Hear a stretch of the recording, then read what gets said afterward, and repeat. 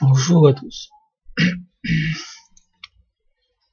Je fais cette vidéo parce que deux associations, deux ONG ont publié des communiqués de presse et des espèces de documents dans le cadre euh, de cette abomination de papier de l'OMS.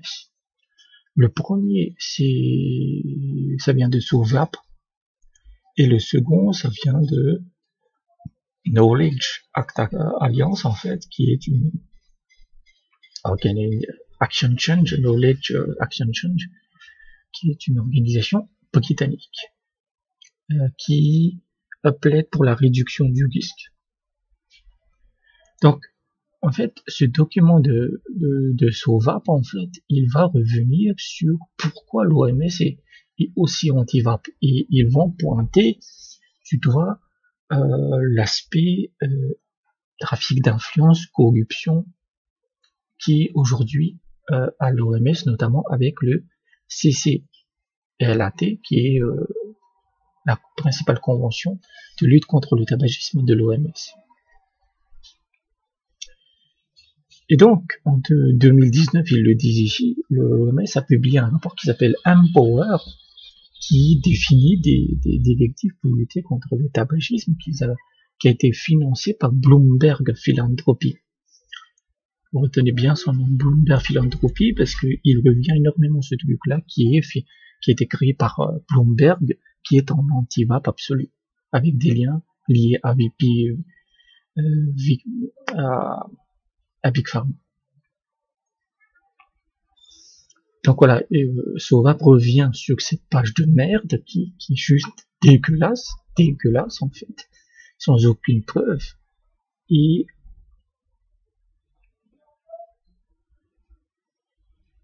il y a des déclarations de l'OMS qui sont juste démentielles. Je vais pas vraiment je vais pas vraiment m'attarder sur ce que dit SOVAP en fait, parce que en même temps c'est assez évident. Mais surtout, voilà, tout ce qui est Inde, voilà, il y a énormément d'influence de l'Inde sur l'OMS et l'Inde possède une grande partie, 30% du plus grand cigarettier du pays en fait, Thaïlande. Retenez bien, sinon l'Inde et la Thaïlande, on va en parler plus tard. Donc voilà, c'est en totale opacité, etc., des lobbyistes.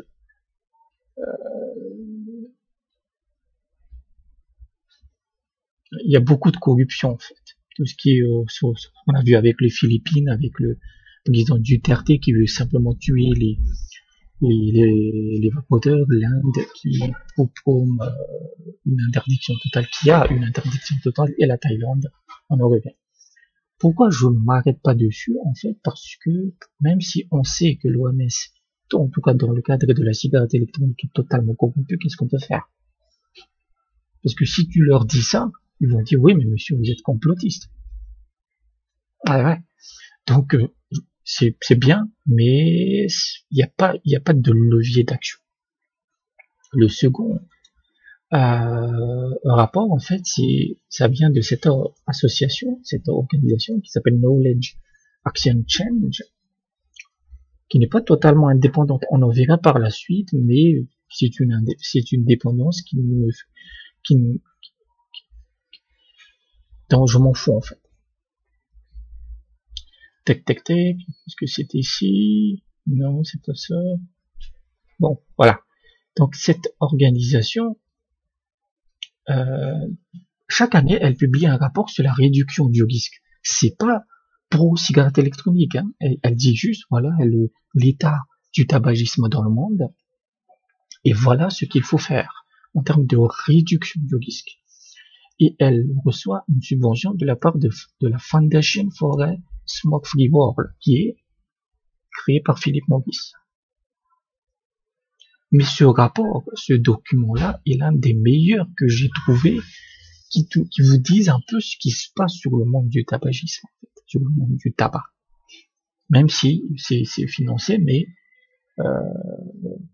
Et donc ils le disent, hein, la fondation n'a pas d'influence sur le contenu du rapport, etc. Et les antivapes se sont précipités pour diaboliser et dénigrer le rapport. Mais moi, je regarde le contenu, et le contenu, c'est l'un des meilleurs que j'ai trouvé. Ça, c'est le genre de document, en fait, qu'il faudrait traduire en français, en faire une brochure et le distribuer dans les boutiques de vape. Honnêtement.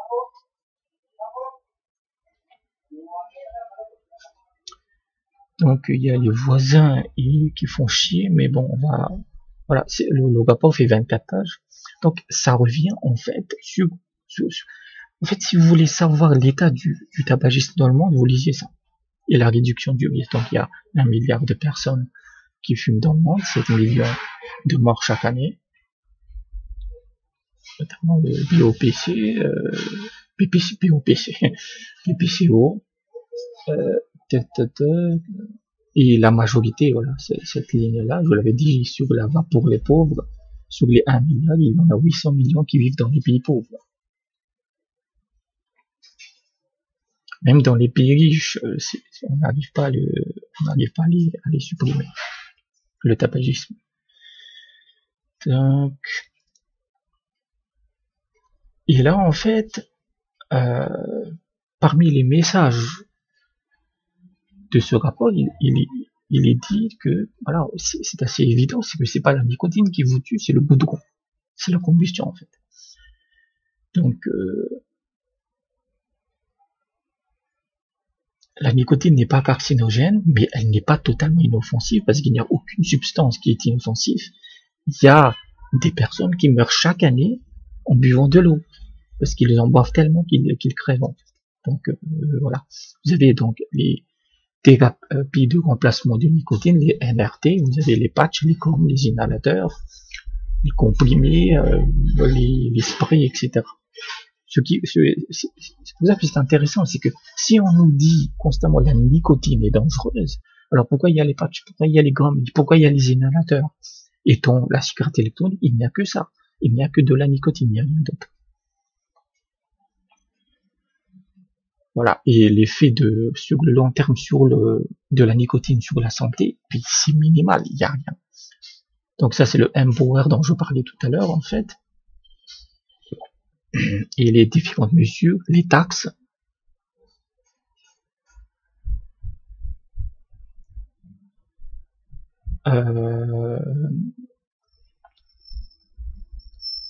Mais le problème, en fait, c'est que quand vous augmentez le prix des cigarettes, ça va surtout pénaliser les plus pauvres, parce que c'est les plus pauvres qui fument, donc ils vont se retrouver à acheter des cigarettes de plus en plus abordables. Et les cigarettes les plus abordables sont également les pires. C'est-à-dire qu'il vaudrait mieux mettre, moi j'habite à Madagascar, hein, tu peux acheter une cigarette pour 1 centime ou 2 centimes, mais je vous le dis clairement, vous mettez du cyclone B dedans, c'est moins dangereux. Voilà, et c'est ça qui est important dans ce rapport, c'est que les campagnes antitabagiques, et ça je l'ai déjà dit plusieurs fois, considèrent les fumeurs comme des criminels. Ils les couvrent de honte, c'est du name shaming. Voilà, vous êtes des criminels, vous êtes sales, vous êtes dégueulasses, vous devez crever, etc. Et ça, c'est lié à la religion. C'est pour ça que je parle toujours de vape religieuse. Il y a un stigmate qui est plaqué sur les fumeurs, en fait. Et si, je peux vous garantir, imagine que tu fumes et que tu te prends un cancer du poumon, bonne chance pour que l'hôpital te soigne. Ils vont pas te soigner parce que mais tu l'as cherché. On te dit depuis des années qu'il faut arrêter de fumer. Je parle ici des pays pauvres, c'est comme ça que ça marche. Parce que les soins sont limités, sont minimales. Donc voilà. La réaction de la médecine face à des maladies du tabagisme, c'est tu l'as bien cherché. Voilà, ça augmente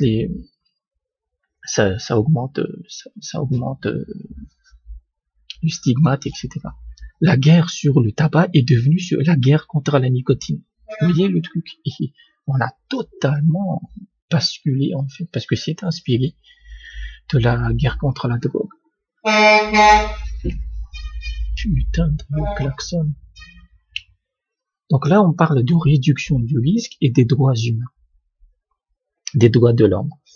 Petite notion de transparence, cette histoire de droits de l'homme, en fait, c'est apparu en Afrique par des entreprises de tabac. Je tiens à le dire. Mais ça reste pertinent. C'est pas parce que c'est Big Tobacco qui le dit que il faut le jeter.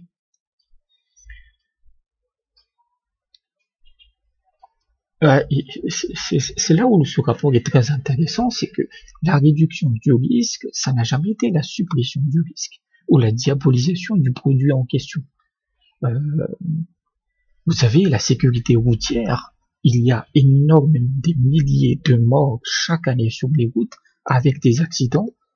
On ne bannit pas les voitures pour autant, mais on va mettre de la réduction du risque, les radars, les ceintures de sécurité surtout, les airbags, en disant continuez à l'utiliser, mais on va faire en sorte que ce sera moins dangereux. C'est ça le message clé de la réduction du risque.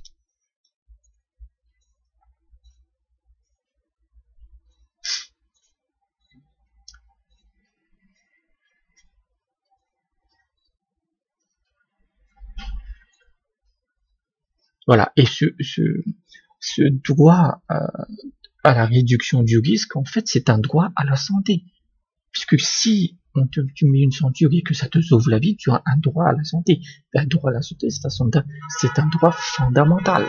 C'est un droit inaliénable. On peut pas te l'enlever. C'est-à-dire que si tu dis je veux être malade, tu peux pas le faire.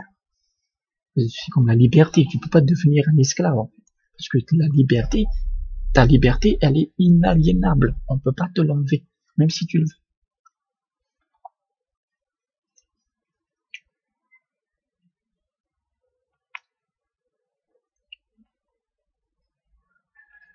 Et cette réduction du risque, je parlais de la ceinture de sécurité pour la conduite. Et les partisans de la réduction du risque estiment que ça s'applique à tous les domaines, c'est-à-dire les criminels, les emplois prostituées ou les drogués. C'est-à-dire que c'est pas parce qu'une substance est illégale et dangereuse, ou même criminelle, qu'on doit leur enlever, ou que tu peux même lui enlever le droit à la réduction du risque. Il en a le droit, puisque le droit à la réduction du risque, c'est un droit de la santé. C'est inaliénable. Quel que soit ton état, même si tu es le pire des criminels, tu as droit à ce droit.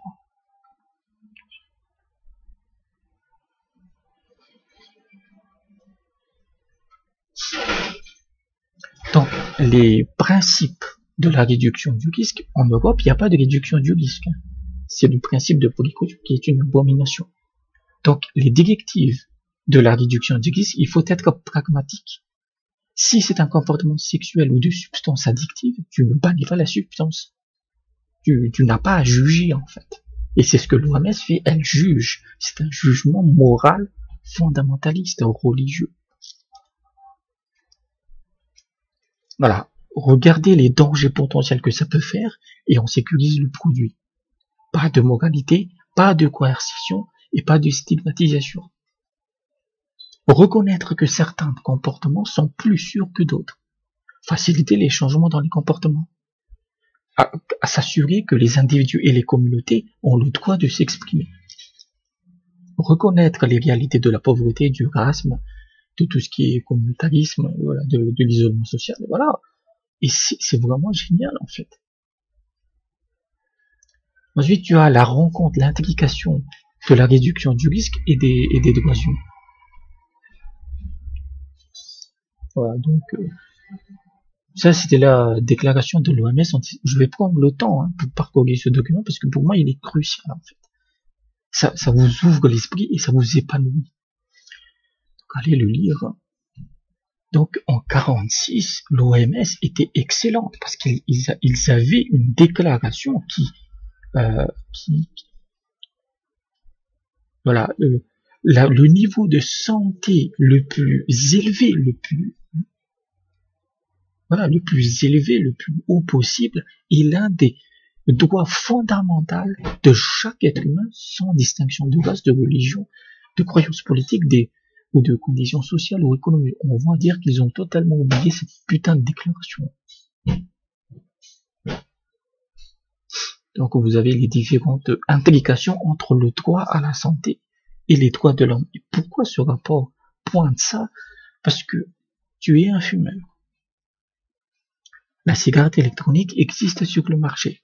On t'empêche, l'OMS, le CDC, Bloomberg t'empêche d'accéder à la cigarette électronique. C'est une violation directe de ton droit à la santé, puisque en passant à la vape, ça signifie pas que tu vas péter la forme. Non, tu seras mieux. Voilà, des millions de personnes fument des cigarettes de tabac, des cigarettes de combustion, pour consommer de la nicotine. Aujourd'hui, il y a d'autres manières de consommer la nicotine qui sont beaucoup plus sûres. Voilà. Les gens qui fument des clopes ont le même droit fondamental de jouir du niveau le plus élevé de santé que les non-fumeurs. Voilà. Et pourtant, c'est pas le cas de l'OMS. Et donc, par conséquent, ils ont le droit d'accéder aux produits et aux informations qui leur permettent, putain de merde, d'améliorer leur santé.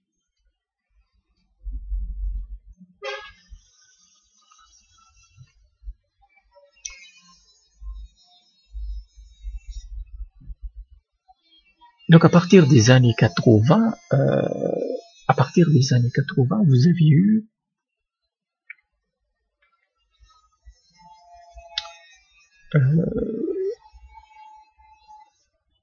les NRT, c'est-à-dire les thérapies de remplacement de nicotine. Ça inclut les patchs, les gommes et les inhalateurs. Et le pire, c'est que les NRT, sont considérés comme des médicaments essentiels par l'OMS, alors qu'ils n'incluent pas la cigarette électronique. Donc, puisque l'OMS le dit lui-même, c'est que les patchs, les gommes et les inhalateurs de nicotine sont des médicaments essentiels. Cela prouve de façon certaine, je dis bien de façon certaine, que la nicotine ne peut pas être dangereuse, puisque l'OMS la considère comme étant essentielle pour arrêter de fumer.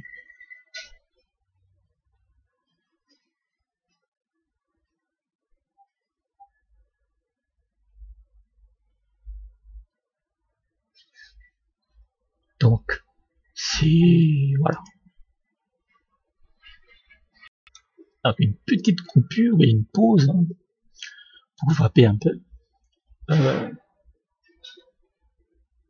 Donc voilà, ça c'est patch, gomme, des années 80 à 2000, patch, gomme, inhalateur, tout ce que tu veux. Et à partir des années 2000, un nouveau front de la réduction du risque apparaît, avec des nouveaux produits pour consommer de la nicotine. Le snus, on en parlera, il y a un gros chapitre qui est consacré au snus, j'ai découvert plein de trucs, et d'autres, le tabac chauffé, voilà, ça c'est bon, tabac chauffé, oui, et les poches de nicotine qu'on met sous la bouche.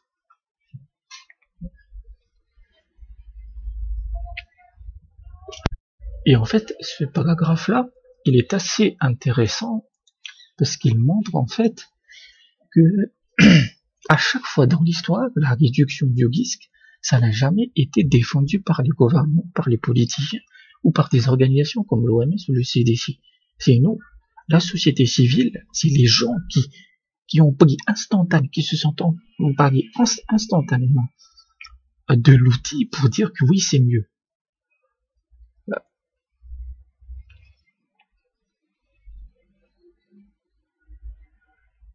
C'est ce qu'il dit en fait. Et c'est les ONG en fait. Without encouragement or investment for government. Les antitabagiques, ils n'ont jamais soutenu le snus. Le snus a été diabolisé. Aujourd'hui, ça change avec l'Angleterre et la Nouvelle-Zélande qui commencent à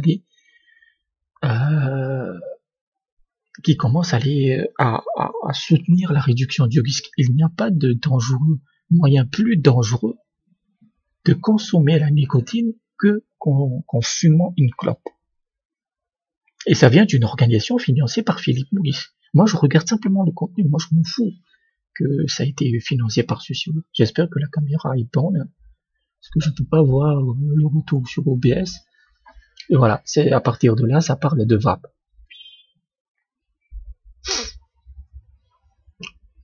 Donc, ça décrit un peu la cigarette électronique, en fait. La 2003, la première cigarette arrive en 2003. Voilà, il y a différents types de cigarettes et c'est moins dangereux à 95%.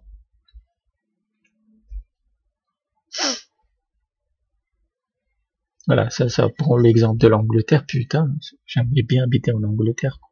On n'aurait jamais de problème. Les médecins, certains scientifiques, même des anti-tabagiques, ils ont pris le chemin de la vape. C'est génial, quoi. C'est génial. 7% de la population anglaise vape. 3,6 millions utilisés. Et c'est sourcé, hein. Je veux dire, regardez ça. Tout est sourcé. C'est pas comme cette merde de l'OMS. Voilà. Jugez le contenu, toujours.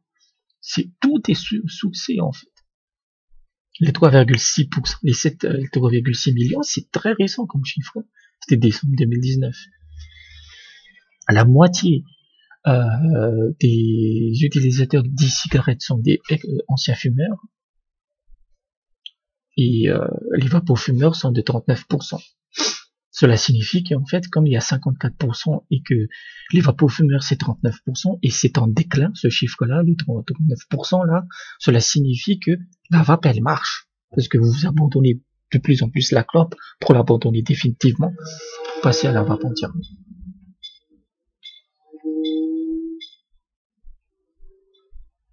À 31% rapportent que la vape leur a permis de quitter la clope.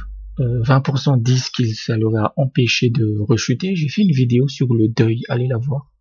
Je parle de ça un peu. Parce que j'ai failli rechuter. Hein. Bon. 14% c'est la vape des branleurs, dont je m'inclus dedans. Hein. C'est-à-dire, oui, oh, c'est un gros, c'est la vape des branleurs en fait, pour le plaisir. Et 13% pour économiser de l'argent, c'est limite, la vape est très chère.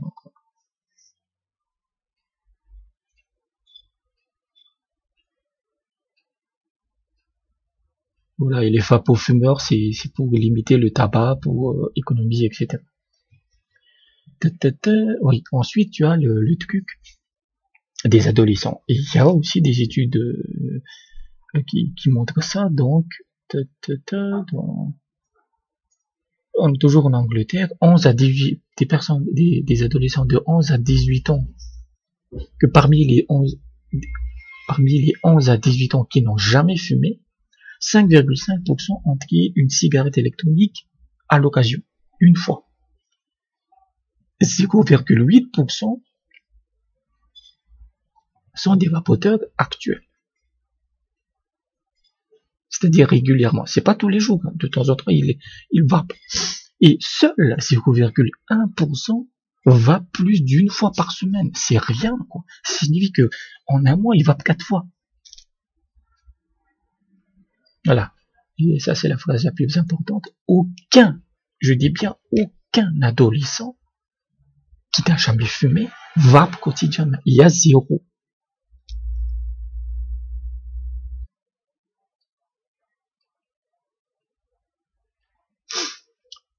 Ensuite, voilà, comme ça appartient à Philip Morris, il parle du tabac chauffé.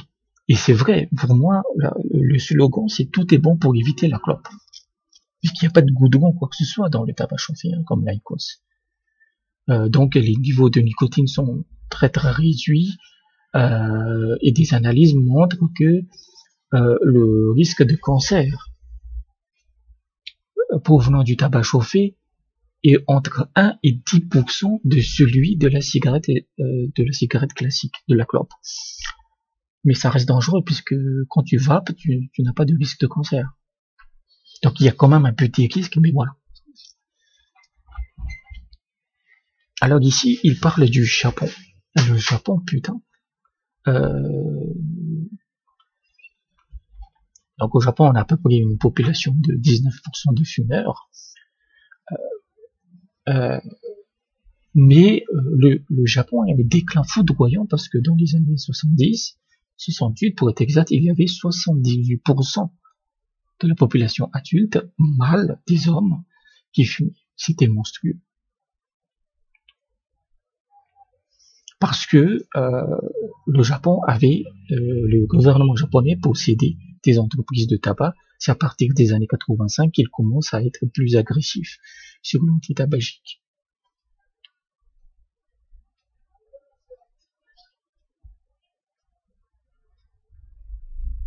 Donc le tabac chauffé, et c'est pour ça que Big Tobacco promet énormément le tabac chauffé, il a un échantillon de tout un pays, donc il peut y aller, quoi.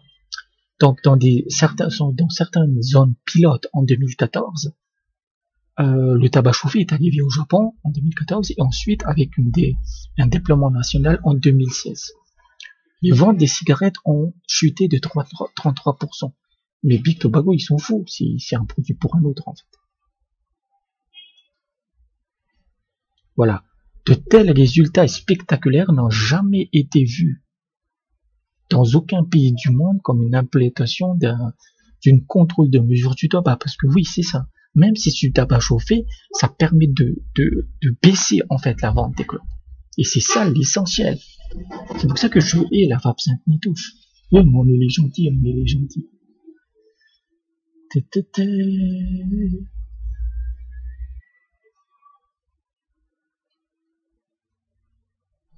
Voilà, ça n'a pas coûté un sou pour les contribuables, voilà. Ils ont fait un peu de marketing et puis voilà. Donc ça, c'est le tabac chauffé. C'est un outil de cessation tabagique. Désolé, mais c'est comme ça. Les données le prouvent. C'est pour ça que la FDA, dans la PMTA aux États-Unis, l'IQOS a l'approbation de la PMTA depuis avril 2019. Ensuite, tu as le snus qui est utilisé. C'est un produit d'origine suédoise qui est utilisé depuis 200 ans.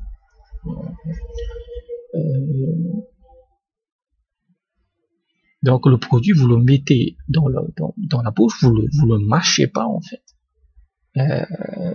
Et en fait, vous aspirez les sucres de la nicotine par les muqueuses ici, qui sont liées à des récepteurs de nicotine. Donc le taux de nicotine du snus, c'est en général de 8 mg, ce qui est plus que correct, c'est très minimal, mais il y a des variantes plus fortes à 22 mg.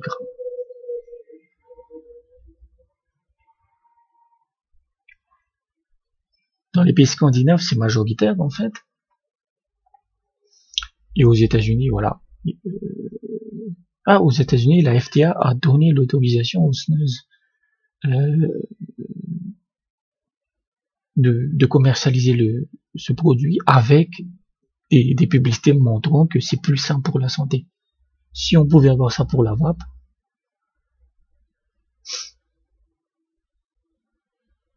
voilà, il n'y a aucun lien entre les snus et d'autres maladies comme le diabète, le cancer oral, etc.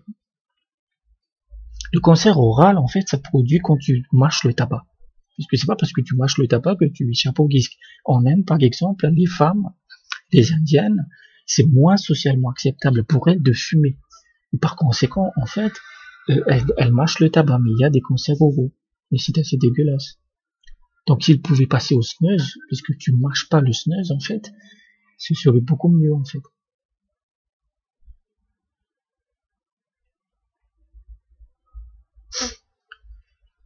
Voilà, en Europe, il y a que la Suède qui vend le snus.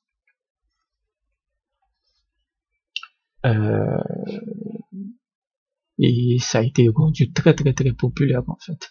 Et le taux de tabagisme est monstrueux parce que, regardez, avec l'arrivée du snus, seuls 5% des Suédois adultes fument quotidiennement. C'est l'un des plus bas au monde en fait. Le taux de mortalité est le plus bas. C'est une expérience de tout un pays. On a eu le tabac chauffé sur l'expérience sur tout un pays, le Japon, et tu as le snus sur l'expérimentation de tout un pays, la Suède. Ça marche. En France, ça c'est 25% le taux de tabagisme.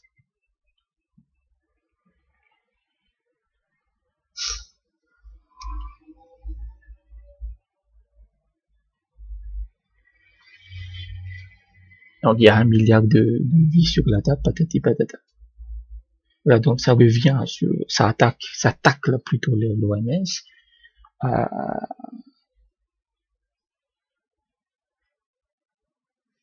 Et en fait, ce rapport, il m'apprend une chose, c'est que on parlait de la réduction du risque. Et en fait, quand tu réduis le risque, tu ne juges jamais la personne. Jamais, jamais, jamais. Ce n'est pas ton droit. Et dans le cas de l'épidémie du VIH-Sida, pendant des années, alors qu'on a, par exemple, promu les capotes, et notamment les seringues propres, pendant des années, l'OMS était contre les seringues propres. Parce que vous aviez les drogués qui se partageaient les seringues, qui augmentaient la propagation de la maladie. Donc, la réduction du risque, c'est pas de dire arrête de te droguer. Parce que ta morale, on s'en fout, en fait. Ce qu'on dit, c'est que tu veux, c'est libre à toi, c'est ton choix, tu es majeur et vacciné, tu fais ce que tu veux. Mais prends des seringues propres, ça va réduire le risque. Et c'est pour ça que ce document est vraiment précieux, parce qu'il montre, en fait, la différence entre la réduction du risque et le châtiment. Parce que l'OMS, c'est le châtiment. C'est lié à l'antivape religieuse, en fait, à la religion. Tu dois être puni parce que tu es un criminel. Donc voilà, l'OMS, c'est pour ça, c'est à cause de cette mentalité fondamentaliste qu'on peut voir dans des organisations comme Daesh et autres, qui est que voilà, c'est ça et ça. Voilà, tu as les blancs et les noirs. Tu as les mécréants et les croyants, etc. C'est pour ça que l'OMS s'est toujours opposé à la réduction du risque dans les produits de tabac.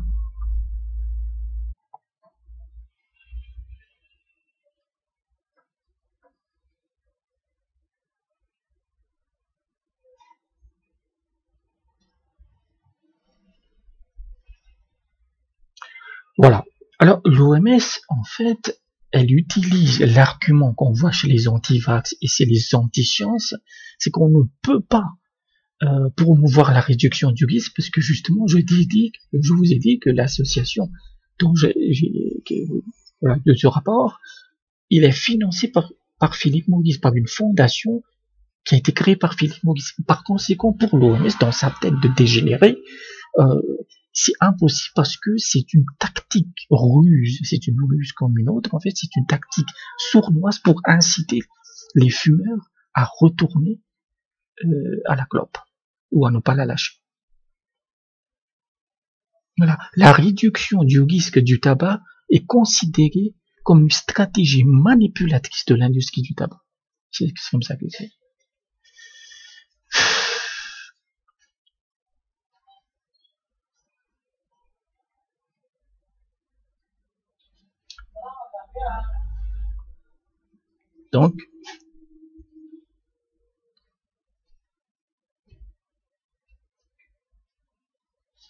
Donc la stratégie de l'OMS, ça va être la même chose.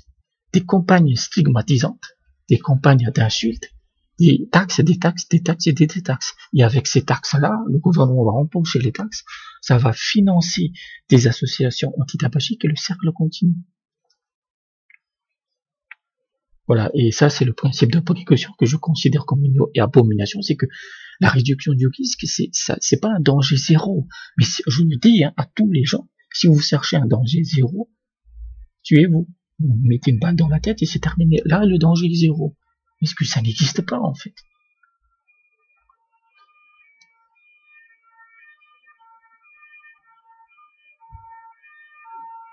Voilà, là, comme ils sont obligés de parler de Big Tobago, une approche rationnelle à Big Tobago, pourquoi on laisserait Big Tobago piloter un peu la réduction du risque? Mais pour Big Tobago, c'est quoi l'essentiel? C'est de gagner de l'argent. Ils sont pas là, oh, on est vraiment fans du tabac, non. Mais s'ils trouvent des nouveaux moyens pour proposer le tabac et la nicotine, ils vont le faire, s'ils sont sûrs que les gens vont acheter, et nous, on va acheter. Voilà. Ça, c'est la diabolisation du tabac et de la nicotine qui qui est catastrophique en fait.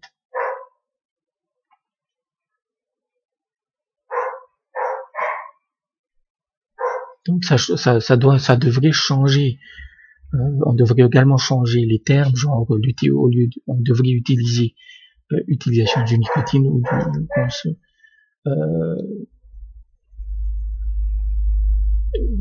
plutôt que consommation du tabac.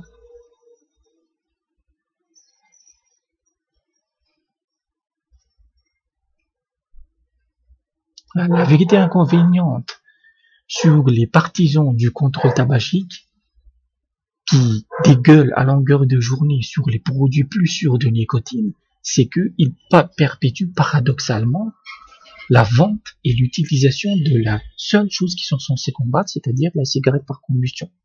Donc voilà, c'est vraiment un superbe document en fait, je vous conseille de le lire. Ça c'est vraiment le genre de truc qu'il faut faire en brochure en fait. Mais c'est ça le message clé, la réduction du risque, ça n'a jamais été un jugement moral. On ne diabolise pas les gens parce qu'ils fument ou qu'ils se drogue ou quoi que ce soit. La réduction du risque, continue à utiliser le produit, on va t'aider à aller mieux. Maintenant, j'aimerais parler autre chose, c'est que comme je l'ai dit, moi j'ai un peu regardé ces Knowledge Action Change en fait. Et si vous cherchez sur Google, vous allez tomber sur Tobacco Tactic, qui est un site de merde, c'est vraiment du bullshit, qui tacle en fait tout ce qui est soi-disant organisation payée par Big Tobacco. Et Knowledge Action Change est listé sur ce site-là en disant oui c'est une ruse en fait, c'est une organisation corrompue par Big Tobacco. Donc je suis allé les voir, qui est avec Stopping Tobacco Organization and Product. Donc Stop c'est une organisation en fait qui est anti-vape à mort, mais anti-vape à des niveaux démentiels. Hein. Donc voici son site web. Et regardez les financeurs. Bloomberg Philanthropies, GGTC, Global Center for Good Governance in Tobacco Control, on va parler de ce site, de ce truc-là, D-Union, l'université de Bath, et Vital Strategy. Le seul truc qui est un peu potable, c'est l'université de Bath, même si j'ai vu d'études très anti-vape. Donc on va parler de Bloomberg Philanthropy, on n'a pas besoin d'en dire plus. Ça vient de Bloomberg, anti-vape à mort, et qui est typique de cette espèce d'américanisme de merde en fait, qui est qu'il faut frapper, il faut châtier les fumeurs parce que c'est comme ça que Jésus-Christ l'aurait voulu. Je vous le dis très sincèrement, on va pas en parler. Et ensuite je suis allé voir le GGTC là, Global Center for Good Governance in Tobacco Control.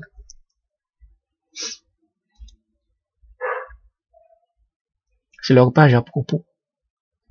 C'est leur site, hein, regardez, vous voyez pas l'adresse, c'est leur site. Regardez leur page à propos. Lorem Ipsum. C'est du Lorem Ipsum. Ouh, Lorem Ipsum, c'est, si vous savez pas, en fait, c'est quand tu crées un site web. Au début, tu as ça, en fait, pour avoir un peu à quoi ça ressemble. Leur site, c'est du bullshit. C'est-à-dire que c'est un fake, en fait. C'est un fake. Et on va voir qu'ils ont une adresse quand même ici. Devinez où c'est basé. C'est en Thaïlande. Oh, et qu'est-ce que disait le rapport, le document de Sauvé là? Ça parlait de la Thaïlande. Ça parlait quelque part de la Thaïlande en fait. Où ils ont vraiment des intérêts. La Thaïlande a des intérêts à ce que les ventes de cigarettes continuent. Thaïlande, putain, oh là là là là. Ensuite, vous avez quoi? Vous avez des unions. C'est pas comme le magazine des années 90, hein. Donc c'est ça.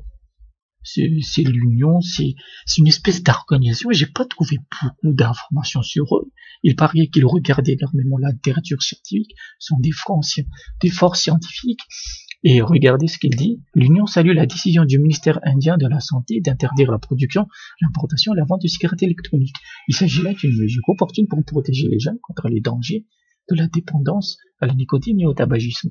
Donc, oui, Ah oui, je suis certain que vous êtes très scientifiques, les fils de pute. Donc, voilà, c'est anti-vape à mort. C'est vraiment anti-vape, quoi. C'est démentiel.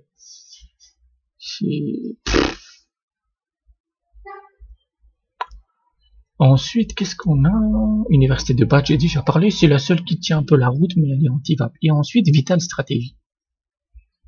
C'est son site. Donc, Vital Stratégie, vous allez voir, c'est génial. Vital Stratégie, en gros, c'est Big Pharma. C'est lié à ça, en fait. On veut visionner un monde où la santé sourit par un bon public. Voilà, c'est du marketing, en fait. Et c'est là qu'il faut...